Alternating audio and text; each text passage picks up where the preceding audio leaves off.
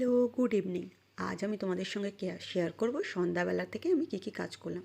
তো এখানে দেখো, বাড়িতে যেহেতু মিস্ত্রি কাজ করছে, তো এখানে আমি সব জামা প্যান্ট উঠিয়ে গুছিয়ে নিলাম, ঘরটাও ঝাড় নিলাম। মিস্ত্রি যাওয়ার পর এখনও এতগুলো জায়গা যে নোংরা করে রেখেছে সেটাও ঝাড় দেওয়া বাকি।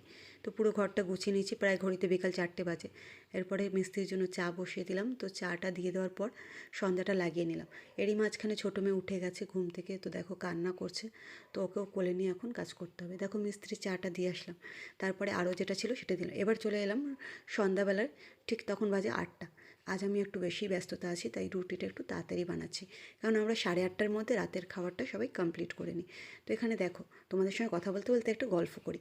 আমার যখন প্রথম প্রথম বিয়ে হয়েছিল, আমি এভাবে রুটি সেঁকতে পারতাম না। আমি হাত থেকে রুটিটা উল্টাতাম, আর আমার এই হাতের আঙুলগুলো পুরো পুড়ে লাল হয়ে যেত।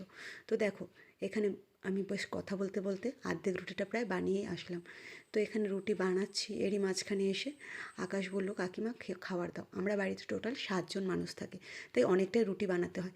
তো দেখো, রুটিগুলো প্রায় বানিয়েই ফেলেছি। এবার ওকে খাবারটা দিয়ে আরও কিছু রুটি বানানোর বাকি আছে, তো সেগুলো বানিয়ে ফেললাম। তো এইভাবেই রুটি বানাতে বানাতে তোমাদের সঙ্গে গল্প করতে করতে দেখো আমার রুটি বানানোটা প্রায় হয়ে এসছে।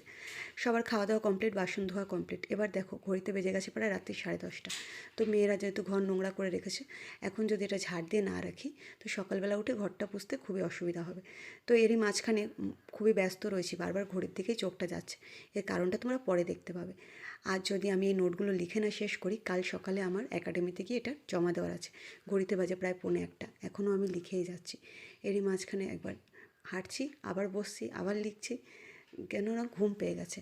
তারপরে ঘুম কাটানোর জন্য 1 কাপ চা খেয়ে নিলাম, এখন বাজে 2:45।